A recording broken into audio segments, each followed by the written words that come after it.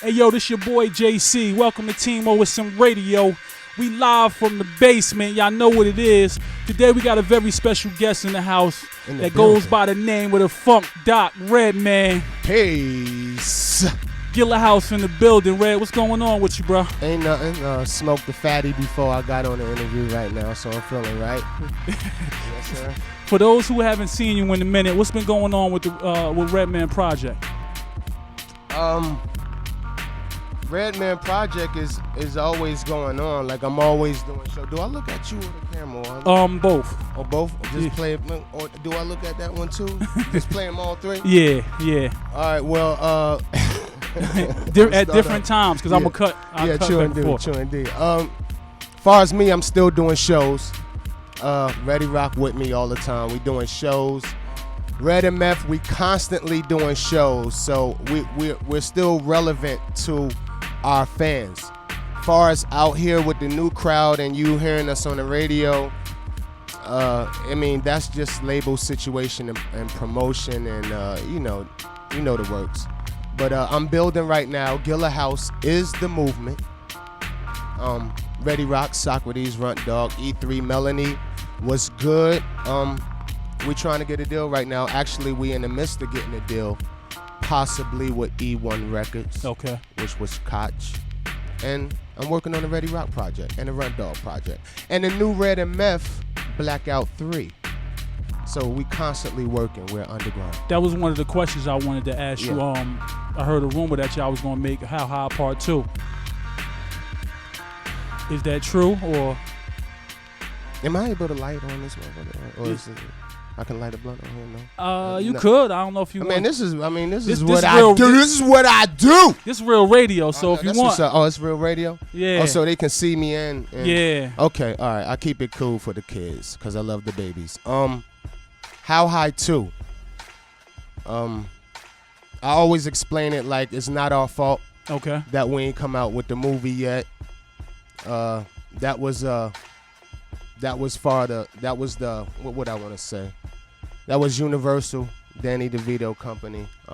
They just didn't give us the rights. We wanted to go to another company and do the movie, but they are still own the rights of Jamal and Silas and the whole crew and the name, so we couldn't go nowhere. So we plan on doing a new movie, under our own shit, Blunt Brothers Cinema. And we're going to shoot our own movie, and it still will be marijuana related. Yeah. We're going to leave How High as a classic. That's what we're going to do. That shit definitely was a classic. Yeah. I've watched a little bit of the problems that you've been going through, not only on the movie side, but on the record label side. I don't know if you could talk about it, but I hear you used to bark about Def Jam a lot. What did you feel like? The promotion wasn't right for what you felt it should have been? Well, I mean, it wasn't like I was barking. It was just that I was just telling the truth about my label because I grew up there. I've been there since '92. Yeah. And I grew up on Def Jam tactics and how to survive in the game. And they were that label that everybody wanted to be like. Bottom fucking line. excuse me, I didn't mean to say that, but nah, you could talk how you want to talk. They were that label that everybody wanted to be like. Bottom line, they were the mechanics under the car, building the car. In other words, they were building artists there. They were nurturing them and building them to who they were, to superheroes.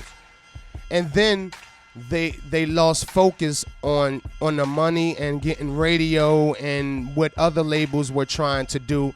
Now you have independent labels out here that can come in and damn near kick Def Jam in the ass, and I ain't like that.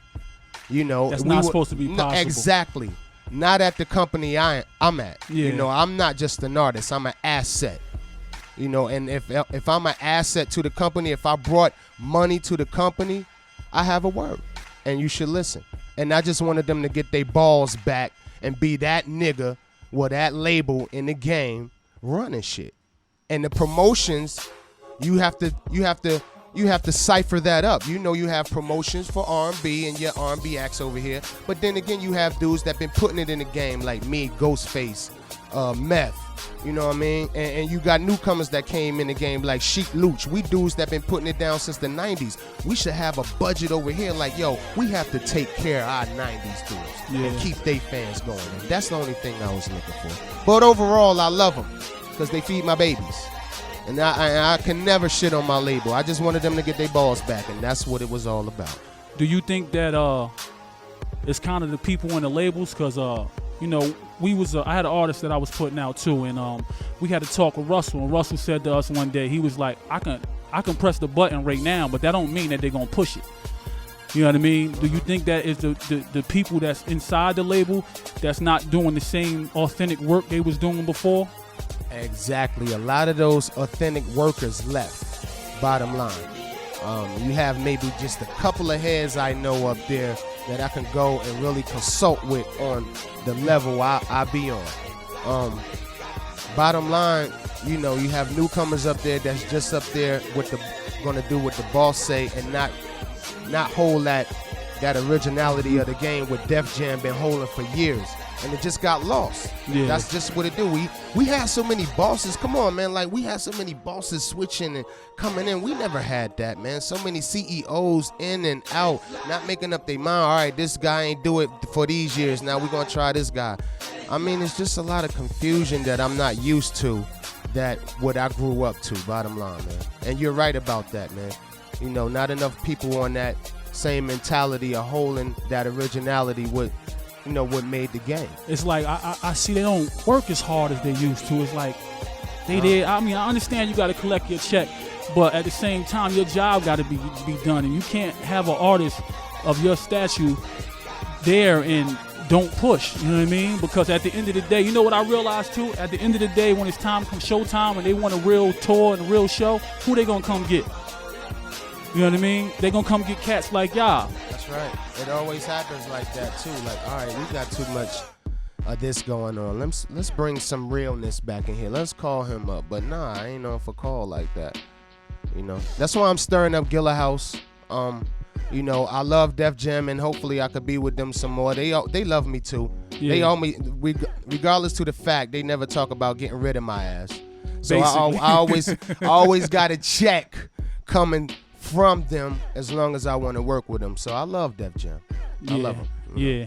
Now that we was talking about performances, I always had a question for you. Who comes up with your performances? As far as the Hard Knock Life tour, I was there.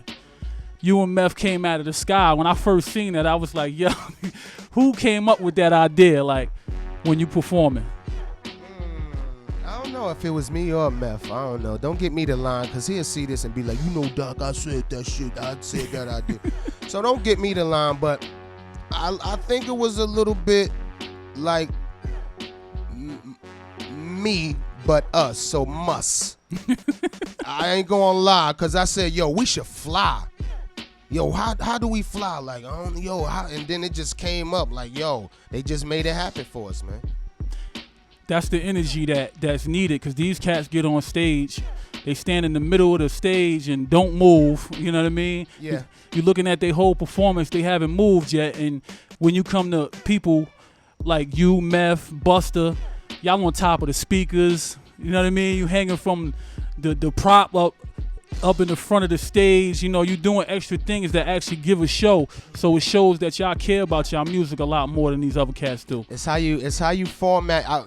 First of all, Buster and KRS-One is my #1 top performers. Just put that out there. Besides Red and Meth, Buster and because Buster, that motherfucker, man, he got so many hits that he don't even drop the whole song. He just dropped part of 4 bars and go on to the next record and then come back.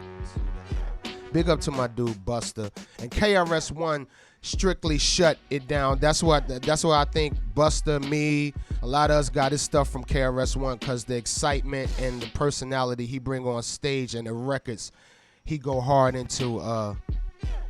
But Red and Meth, we right up there. Just want to put that out there. Anybody come to a Red and Meth show, we shut it down.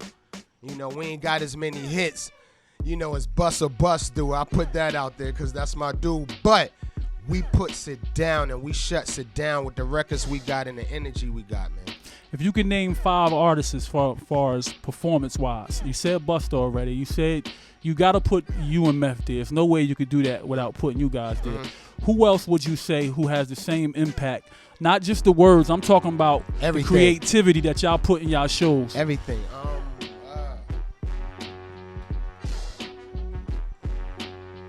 DMX go hard. DMX go hard. I like X because you got to feel like the Hard Knock Life tour, not only did you feel his show, the beat was vibrating your chest. Yeah. Like the whole show. So it's like you have to feel X. Yeah. Even X now, like you gotta check his shows. Like when he overseas, man, he throwing that he shuts the building. See, every artist got a record that they shut the building down with. Yeah. It's just how you drop them and how you give more of a show. Like some of these new cats got some dope ass records, man. Not taking away like what you saying, like how Busta and some of these new cats got some dope records, man. It's just about how you drop them. People don't want to hear you lip syncing over your records. That's a lot of that going on. I noticed that. Y'all need to cut that out and then give them a show. We know you got the chains on and that's what you do. That's your format. But put a little more into it, man. Let them like Rick Ross. Like Rick Ross, he walks around, but he rocks. Yeah. He takes his shirt off. I see him overseas. Yeah. I seen him overseas. Rick Ross, he feel his music. He know his music is speaking for him. So he might stand in place or whatever for a couple of songs and rock. But then when that jump off come on, he's all over the building with the shirt off. Yeah, I remember he did the BMF joint at Summer Jam. Yeah. And I get that feeling from him too. And it's only certain artists. It's like I guess you could say they kind of unique, maybe. You know what I mean? Because a lot of people don't put it. I noticed that now they're not putting enough time into their music. It's like one single, hot. The next one is alright. The third one's cool, but the rest of the album you can't even listen to. You know what I mean? So who in the game, as far as artists right now, that you would say that Redman listen to? As far as new artists? Yeah, new artists. Shit. Rick Ross. I definitely listen to Rick Ross. Okay. Cause he talked that grown. He talked that grownness right there.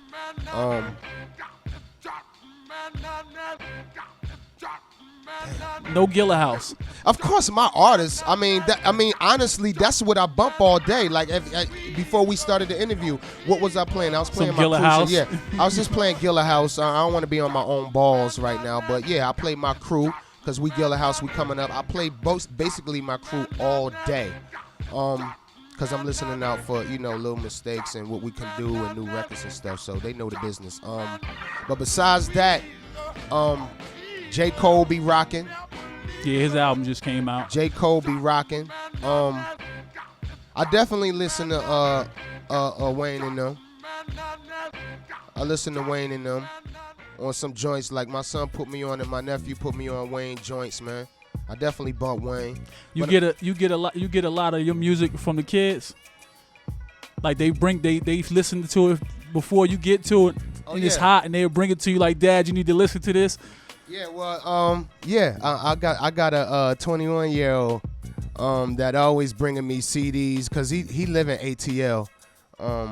Big up Artie. What's good, Artie? My little son Reggie, they down in ATL. What's good? And my son Najee at the crib, and L'Oreal, Deani, peace to my babies. That's why Def Jam feeding them. Love y'all, Def Jam. But like my son Artie bring me CDs, right?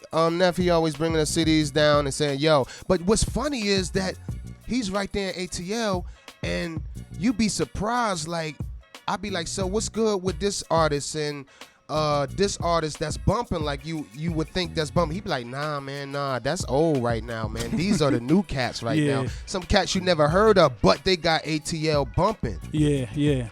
I bump T.I. too. If he's considered a new cat, I bump T.I. definitely. Well, for far as what I was saying, I put him in that category. Yeah. I definitely bump T.I. Definitely.